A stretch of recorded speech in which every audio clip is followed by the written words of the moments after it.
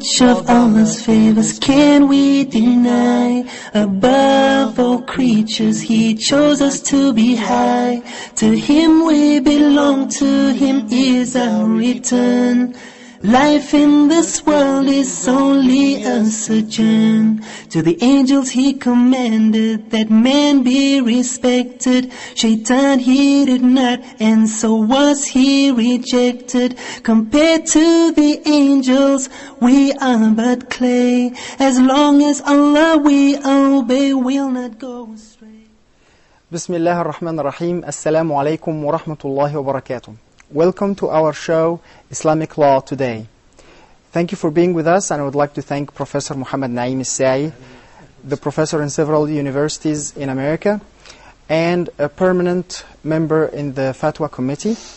And I would like to remind our viewers that they can communicate with us in the second and the third segment at 00202 38 555 248 or 249, and they can write to us at our email islamiclawtoday@huda.tv.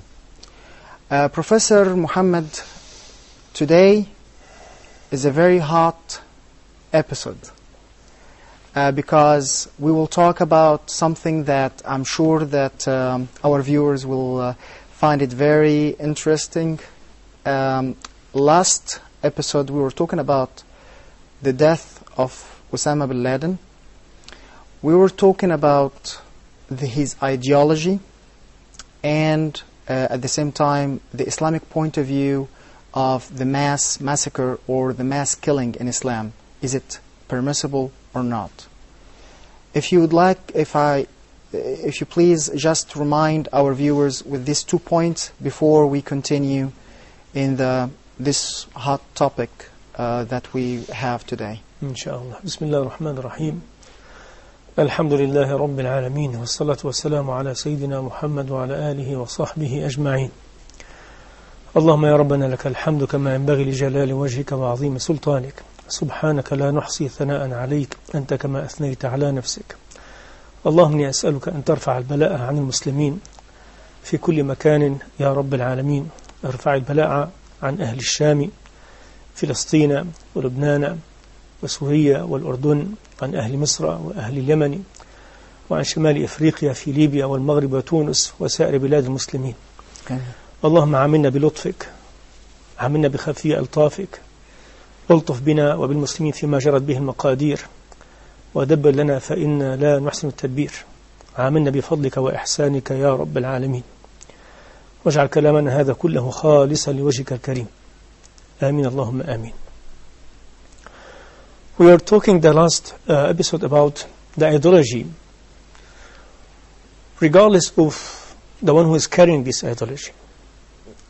Yes, we said that if Bin Laden was calling for so and so or believing in so and so, this is the Islamic law perspective on this point, on these ideas, on these ideologies. Now regardless, suppose anyone was carrying this ideology or believing in this ideology, this is the Islamic law perspective. This is what Islamic law scholars, they can say, they can suggest, they can give their own perspective. And we said in the beginning that the absence of the Islamic or the Muslim state and its authority is a very important issue. No one can, from Islamic law perspective, declare war or jihad, because when you said war or jihad, this is similar. Jihad was like a classic, maybe old-fashioned term. Now they call it war. In our modern time, they call it the Ministry of Defense. A long time ago, they called it the Ministry of Jihad in Muslim state. It's like a word, but does represent the same meaning in our modern time. So are you with that the translation of the word jihad means necessarily war, or there are different types? No, I'm just talking about how they change the term from time to time. I see. Like when they said, like the Minister of Defense or Secretary of Defense, even he is declaring war, even he is starting a war, he is still Secretary of Defense, right? Yes. Even he is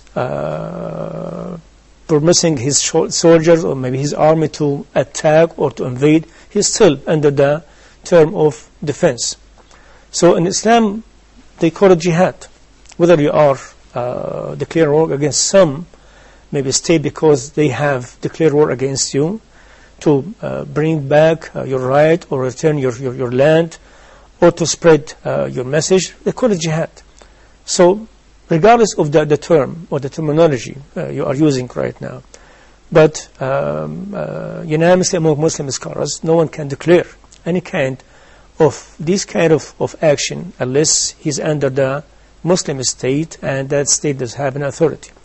So when anyone does carry this ideology to declare war or jihad against other state and he is not under that Muslim state, he does not have this authority, this is the first thing he is missing from the whole issue of jihad or maybe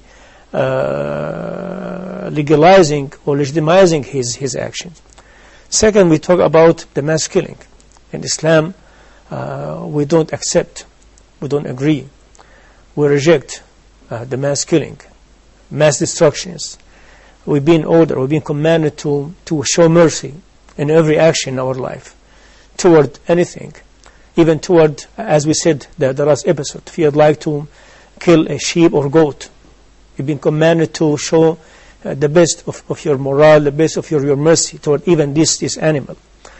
I just remember a story, a very authentic story from the Prophet ﷺ. He was talking about one of the prophet long time ago before him ﷺ, just to emphasize on the meaning of that we don't have the extremism in anything in our Islam, regardless maybe our actions, our sayings, always we go in a justice way, in a very legitimate way.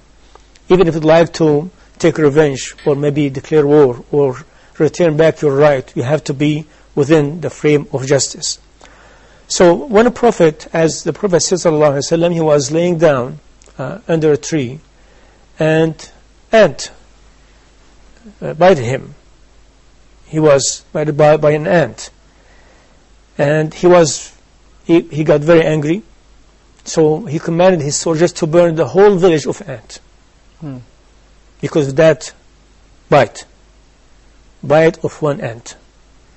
Allah subhanahu wa ta'ala did not accept that, subhanahu wa ta'ala, even coming from a prophet. Even it does appear to be a very legitimate. It's like animal or insect, small creatures. No one maybe can notify it or feel about what's the feeling of this maybe ant in that village. And the bite was taking place. And a prophet, he has very maybe special status to Allah subhanahu wa ta'ala. But even though Allah did not accept this, and Allah subhanahu wa ta'ala talked to this prophet, because of one ant, you have commanded your soldiers to burn the whole village of ant. What if we just say just one ant? You suppose or you should just kill one ant instead or burning the whole village, because it's one bite equal one ant. You cannot make it just and fair and legitimate to burn the whole village of the ant. This is in Islam. This is from the Prophet ﷺ. So what if someone was make it a legitimate action to kill maybe 100 or thousands or 10 of thousands people because he would like to target one person and maybe 2 or 3, or maybe he's believing that he's doing the just maybe action toward his belief. It is not acceptable from Islamic law point of view. The second thing, that innocent people, we made it very clear the last episode. In Islam, we don't legitimize killing an innocent person. Every person to be targeted as a legitimate target when you are at war, he has to be under the category of fighters. Kids, children, women, old people, worshippers, priest, rabbi, you are not allowed, you're not, it's not permissible in Islam to kill or to target these people. And let these people, they hold a weapon and start to fight against you. In that case, you are allowed to fight these people back. One time, if you remember, Sayyidina Muaz, he was in the battlefield, and he was fighting someone, and that person, he declared his Shahada. He said, I believe in La ilaha illallah, I believe that there is God but Allah, and the Prophet Muhammad is his messenger. He did not believe what he said. He thought that he is tricking him. Yes. So Sayyidina Muaz killed him. The Prophet was very, very angry. Did you kill him after he said that? Did you kill him after he said that? And he said, and the Prophet was keep telling this and saying this till I wish that I did not become Muslim at that moment. Then the Prophet, he considered him as a Muslim, the murdered person. Yes. Considered him as someone killed unjustly. And he gave compensate his family because of this wrong killing. Which will open, when you talk about justice and injustice and justice in Islam, that opened the door to me to ask you, when it comes to the story, because we are talking about what happened with Osama bin Laden and so on. In Islam, if we put a Muslim country in the place of America, for example, and they caught the person who did that to them, if we are talking about if America is a Muslim country, as Islamic point of view, is that justice what they have done, that they kill someone without put him in trial? Is that will be just? Is that will be justified in Islamic point of view? Well, let us put it this way: if anyone claim that this person is a guilty person, and they accused him by many maybe crimes he committed in their belief, and they have a system to prove his guilt and to prove their claim. Yes. It is very logical to suggest that this person has to be tried, and then we find out what the result is going to be. After you try that person, put it in the court, and let him defend himself and make his case. This did not happen because of some other maybe reasons they believe in. They found that it is not for the best interest for the United States of America to bring him to court and let him say what he believes. Maybe this is the case, I don't know. But I mean, just to answer the question, just you refer to the system they have. If this is the system they have, they should apply it, regardless of the person they are accusing. And we remember, and I did, watch the other day, Michael Moore, the CNN. Yes. He was bringing this issue to the surface, and he said, American, they become American, and America becomes America. What is right now? Because of the justice, because of the fairness, because always they bring justice to everyone, and to make everyone able to bring his case, defend himself, till the other maybe claim will be approved or to be proved. And he brought the example of Nazis after the Second War. They brought him to the court. Mm-hmm. Even they were believing that these people, they had mass killings, and they were torturing. They have evidence and proof and everything. But they want just to prove to everyone in the world that this is the way we do it. We bring these people to the court and we show everyone that what we claim is right. So what the difference between Nazis and this person was killed? Even they said that he was unarmed. I believe that the system should be applied regardless of the person we are talking about. This is obviously true, that the system has to be applied regardless who is the person. what really makes a big question mark that till now, even after the death of Osama bin Laden, I'm not with or against Osama bin Laden. I'm just here. We are here to just to put the spotlight from the Islamic point of view about the situation, what's going on around. He did not, even before his death, he did not ever admit that he did it. He just glorified September 11, which is something, of course, from the Islamic point of view, we should not glorify the action of what happened in 9/11 because it's a terrible thing. But does not necessarily means that he is behind it, which till now we have something in Islam that the person is innocent till you can prove otherwise. Is this an Islamic point of view, or this is something that the modern civilization come up with? Now, this is something unanimously agreed on among all the maybe lawmakers and those in the field of justice. Everyone is innocent until you prove his guilt. But I don't want just to be in the situation of defending a specific person. We're just talking about general system and general principles and values. But let me just elaborate on the very important issue of the killing of bin Laden. Bin Laden was maybe a name, person, but he was carrying an ideology.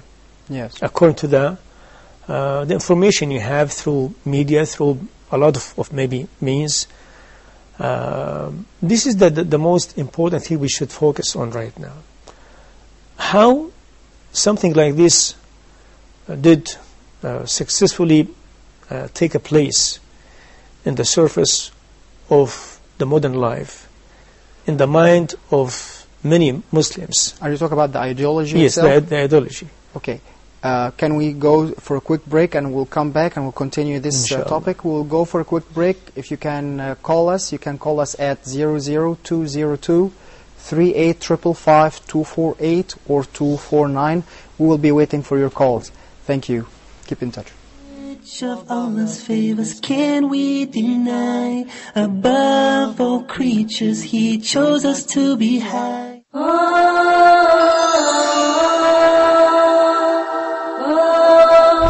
You have questions that bother you. What about issues of concern to you? Would you like to share things on your mind with us?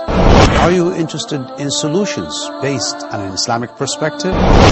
Please join me live in Meet Your Advisor every Friday at 9 p.m. Mecca time, here on Huda TV.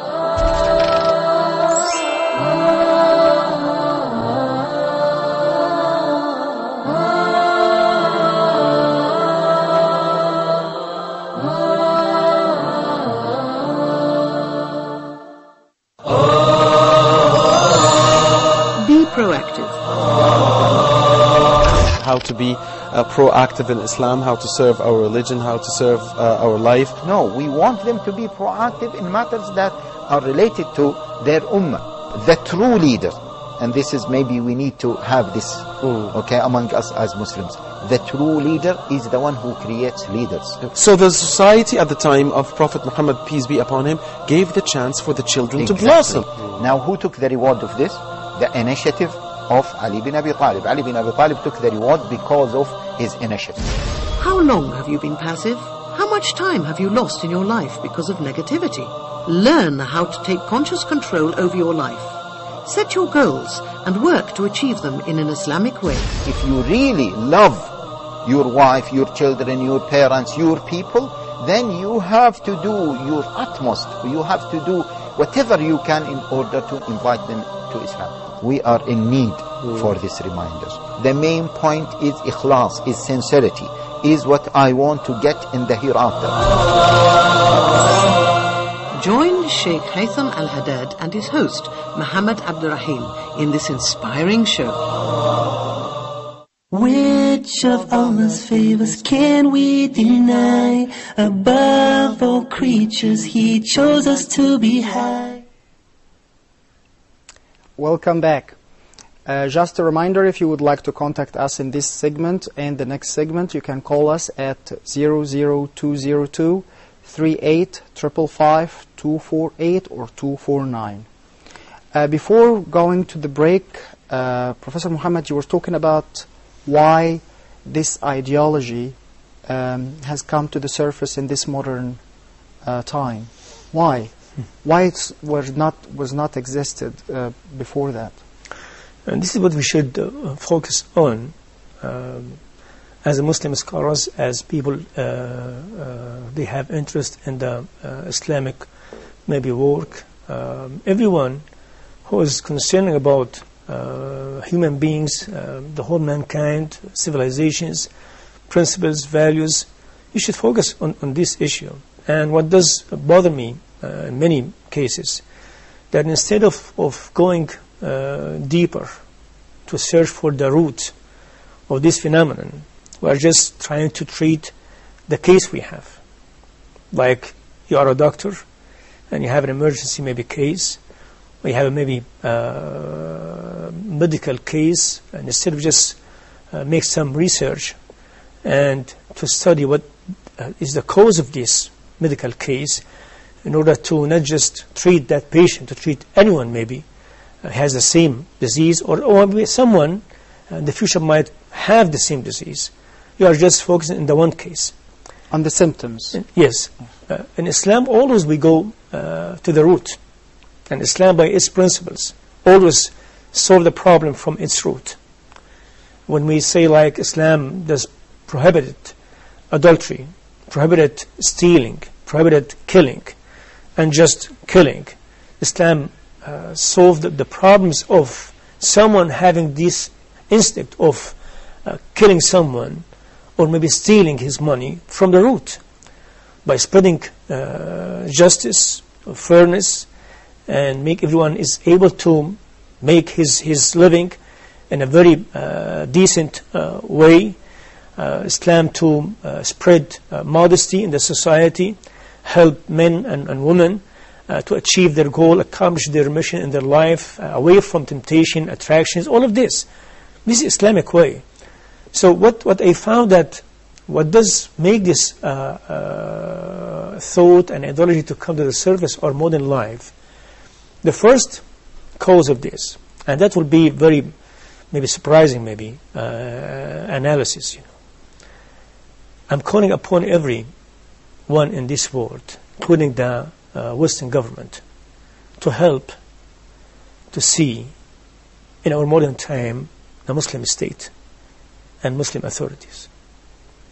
Because the absence of Muslim state and Muslim authority is the first cause, the first reason of having all this chaos in the Islamic thought.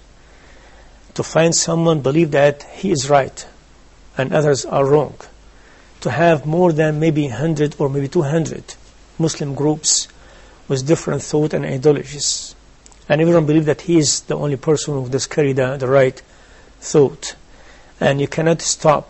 You are not in control of the Muslim thought in this world. Whether they were in the East or they are in the West, there's no authorities. There's no reference. There's no state to say this is what Islam believes and this is the Muslim scholars believe. Their job is to, within the Muslim state and Muslim authority, to put the fundamental issues in Islam, to point out what Islam believes in regarding of the belief, your practice, in the section of worshipping, the section of dealing with others, and would come to the issue of having some disagreement among Muslim scholars. The Muslim state job is to finish this dispute or conflict among Muslim scholars and to say we are going to adopt one of these opinions because the general interest or the public interest or maybe the best interest for the Muslim state and everyone in this world is to adopt this opinion. This is the job of the Muslim authorities. You don't have all of this. In that case, it is a free land. Everyone is allowed to say what he believes and to call for whatever he believes, and he's able to collect some means to support his idea. He's able to bring people to his side. That will be not a problem in our modern time. Yes, but some people will tell you that there is already one, maybe, or two Muslim countries that are applying the Islamic laws, and we didn't see any of what you say. Well, I think you are intending to put me in the corner in that question. No, I don't believe that we have any Muslim country that's applied the Islam completely and totally. We don't have. We don't have? We do not have. Let me just say it in English, We do not have any Muslim country that's applied Islam as a total, as a complete system. We have some, maybe partially, practice for some Islamic rules. As we said in the different maybe or other episodes, Islam is a package. You cannot apply part of it and leave the rest of it. You cannot apply or choose. It's not like a selective application for Islam. You have to apply it in a full. You have to apply everything in this Islam, because every part of Islam does help each other to bring the goal and the aim of application of this perfect and beautiful system Allah has made for the whole mankind. You cannot say that a Muslim state when you are legalizing a bunch of people to have the most of the wealth of the country. People are living not just in one palace. I know as a fact, some people in a Muslim country, they claim that they are a Muslim country, they have tens of palaces, where some people, where many people, they don't have just one home as someone own his home. Some people, they don't have clean water. They don't have a sewage system.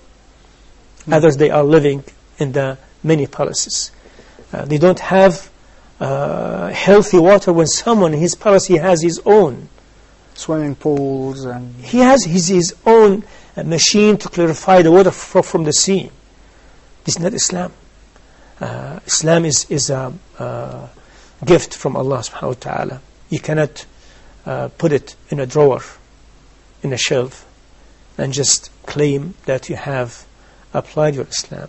So you say that the solution to solve the problem of this ideology being existed is the absence of the, the reason why this ideology came up to the surface is because of the absence of the Muslim or the Islamic state that applies the Islamic law, all of it in one package. This is one of the reasons. One of the reasons. This is one of the maybe most important reason. But if someone said that we don't have a Muslim state right now, should we just say it is legal right now to have these ideologies, this extremism, radicalism, fanatism, all of this? No. Allah subhanahu wa ta'ala, one of the Islamic principles from Islamic law point of view, even if you don't have Islamic or Muslim state or Muslim authorities, you are not allowed to break the Islamic rules, as long as you are in the situation of being able to do or not to do. If you are forced to do something, this is a different story. But if you are in the situation of being able to do or not to do, you'll be responsible. You'll be held accountable for any action you are committing, regardless if you are in a Muslim state or you are in a different state.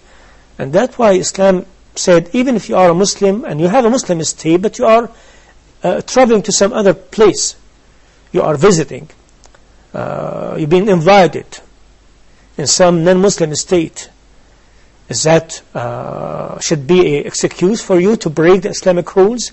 And that was going on. Unfortunately, in many Western countries, Muslims, they go to these Western countries, they legalize for themselves, believing that this is non-Muslim state, so we are free to steal, to break the law, because they are not Muslims. Islam told us to be a Muslim everywhere you are, because you are on the surface of the earth belong to Allah subhanahu wa ta'ala. You're under the heaven Allah created subhanahu wa ta'ala. And Allah is Allah subhanahu wa ta'ala. Everywhere subhanahu wa ta'ala. You were talking about the ideology. Let me go back to the ideology, and I'm sure that you have a background about this type of ideology, that it's, I would not say only conservative, but too conservative to the point of extremism. Do you think this type of ideology would adopt an idea when it comes to war, that it's okay for someone who will make an operation next day, excuse me, next day, like bombing something or killing, or he will be dead next day, that he can go to the bar and drink alcohol and, you know, be with women and commit adultery, and next day commit what they call it, suicide operation? Is there something in Islam that says, okay, to trick your enemy, you can do something that major sin, and next day when you do such thing, everything will be forgiven? Do you think this type of ideology permit this kind of actions? Well, I'm rejecting the first suggestions that a person, suppose he has a Muslim state and they are at war with some other state. Is he allowed to go to this country where they have war with it and try to make some mass killing in this state? I'm talking about non-Muslim state. Yes. And just to achieve his goal or accomplish his mission to break the Islamic rules, as you suggest, you said.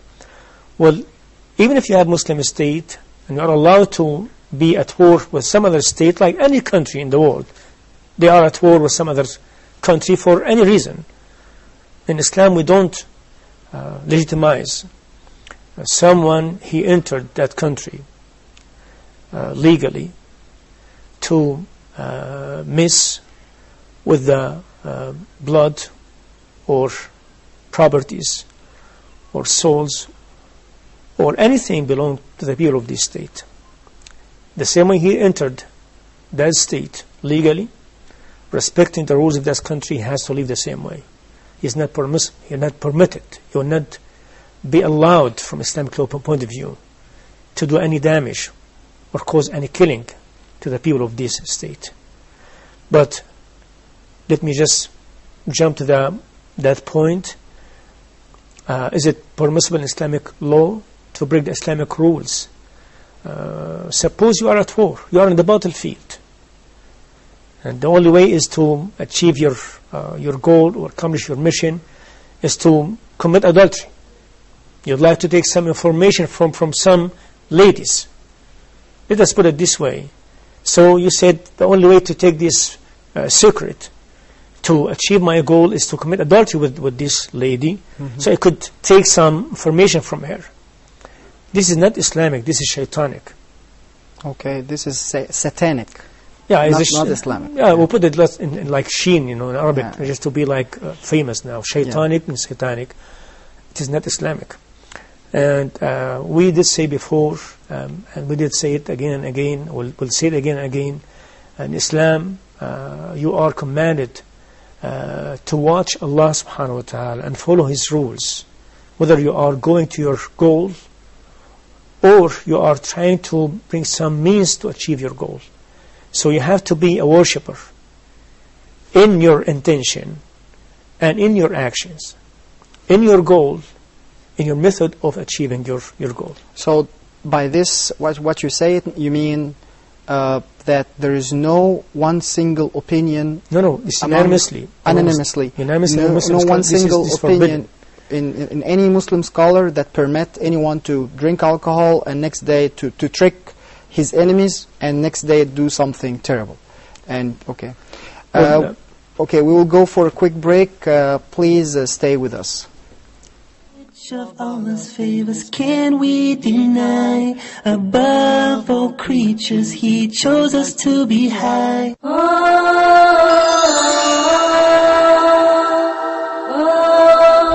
In your Islam point of view, Are there specific or certain criteria to choose your spouse or a partner, to marry or not to marry?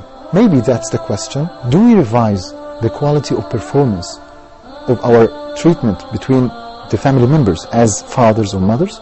As they say usually, it's not what you say, it's how would you say it. Wouldn't you like to be a good storyteller for your kids? Neurobiologically speaking, child abuse and emotional trauma causes scars in the brain of the child, and this might be not easily healing. What's the exact job description of a father? Is it clothing, payments and feeding, or other important things? Well, I think the job description of a father is merely giving him love and care, self-confidence, giving him sense of security, and checking for the points of strengths to strengthen them. What about potty training and its planning? Oh yeah, actually, it's a state, it's a condition. Fatherhood is not a body or a person, it's a state. Are you a good or skillful designer for the policy and the long-term plans of the life of your kids? Join us every Wednesday for family issues.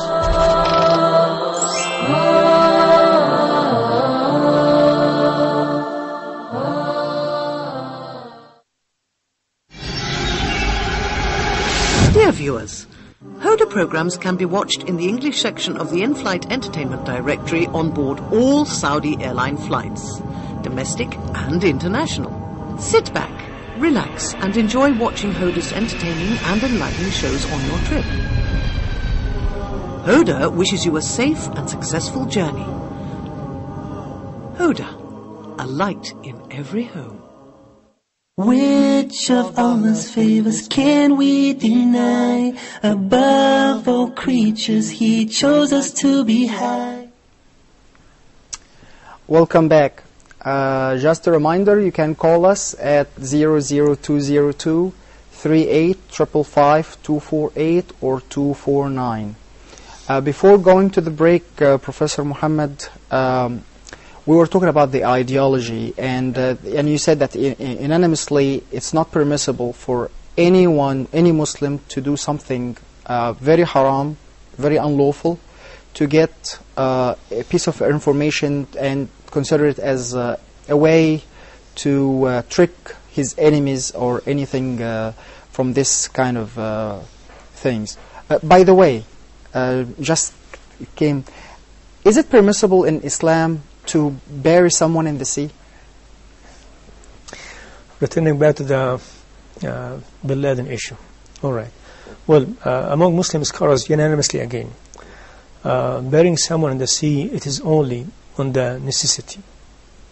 When you are in a necessity case, you are not able to bury the person in normal way.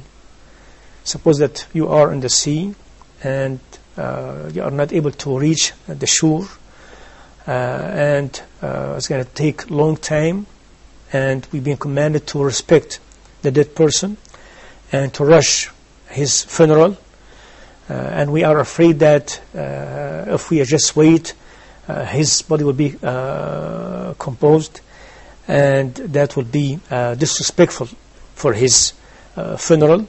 In that case, we are able to bury him in the sea. But if you are allowed, or if you are able to bury him in your soil, and to give him normal, respectful burial and funeral, you are not allowed to bury him in the sea. Okay, going back to the ideology and the tricking part in Islam, what is permissible if the Muslim wants to trick his enemy in a war? What is permissible that he can do? What is it, and what are the guidelines? So let's say again that from Islamic law point of view, unanimously you are not allowed to commit a major sin to get to your goal if you are in the stage of war. But you are allowed to maybe give false information if you are forced maybe to admit you are being captured as prisoner of war, and they ask you, the enemy, for some information regarding your maybe country, your state, your army, anything like this. From Islamic point of view, you are allowed to lie And this is not just in Islam. It's in every, maybe, military rules. Yes. You are allowed to not say the truth. Even you must lie at that time. Yes. Unanimously among all military rules. This is Islamic, because this is like necessity case to give false information or to hide the truth, because giving the truth will cause a big damage. And it's like a balancing between something good and something bad, harmful things and useful things. Saying the truth is very useful, very healthy. But saying the truth, if that will cause, will reach, or will make a big damage because of your truthful statement, in that case you are allowed, or you must, to be just accurate, not say the truth. But you are not allowed to commit adultery or drink wine or to steal money or to be like a no, they were going to the bar, drinking alcohol, and commit adultery, and next day they commit totally 9/11, which really raised a big question mark about what kind of ideology is this. No, this is an Islamic. Un-Islamic, and I don't think this is the same type of ideology that this type of people will carry, to be honest with you. I don't know. Yeah. I could, judge the actions. I can judge people because I don't know specifically. And again, just when we said that if this is being referred to Bin Laden or someone else, we said if this is the case, this is the Islamic law point of view. Yes. In many cases, you are not in the position to make sure that what you are watching or hearing or listening, and this is the 100% the true statement, or maybe the true video or audio or tape or anything like this. And I said on many occasions, Allah subhanahu wa ta'ala sometimes punish the people in different means, just to give a message, wake up message. I believe that because of this, the spreading of the falsehood in our time, the absence of truth, we are very advanced people, right? We go to the moon, and we have space shuttles. We go from place to another place within hours. Human beings are very advanced right now. We have a call from Sheikh Yusuf Estes. He's with us right now. Sheikh Yusuf, Assalamu alaikum. Wa alaikum salam wa rahmatullahi wa barakatuh. It's a pleasure to have a chance to talk with you. Very proud of the show, very happy to have a program like this. And I'm also happy that Huda is working so hard to get this message out in English. Exactly. This is the way to go. I'm very, very pleased about this subject. You guys make me so happy, and especially because you can talk about topics that are important right now, and because the people can call in, like I'm calling in right now, and be able to express their interests and their ideas. You guys, mashallah, I make huge dua for you. You can't believe. And in America, we're bringing Huda TV over there through Guide Us TV, so you're going to be talking to another 200 million people, and we hope, inshallah, Allah accept from all of us. Keep up this beautiful work. Allahumma ameen. Jazakallah kullu khair. Thank you for this Sheikh Yusuf, let us see you if you are in Egypt, inshallah. That will be my pleasure, inshallah. Actually, you might not know this, but I'm actually in Cairo, Egypt right now. MashaAllah. I'm not very far from you. Allah, inshallah, we'll be able to do some things live while we're here for the next couple of days. We want everybody to know about something real exciting that Huda is doing, and we're real proud of them too. So be sure to tell everybody to keep watching all the shows on Huda, and watch for me, Yusuf Estes. I'll be live, and we'll just, one more time, Dr. Muhammad, I tell you, may Allah bless you and always guide you to say the right thing at the right time. Ameen. Ameen. Jazakallah khair. You keep your dua, inshallah ta'ala. Jazakumullah khair. Jazakallah khair. Assalamu alaikum. Wa alaikum assalam wa rahmatullahi wa barakatuh. That's a nice, surprising caller. So, going back to the topic, we have few minutes left.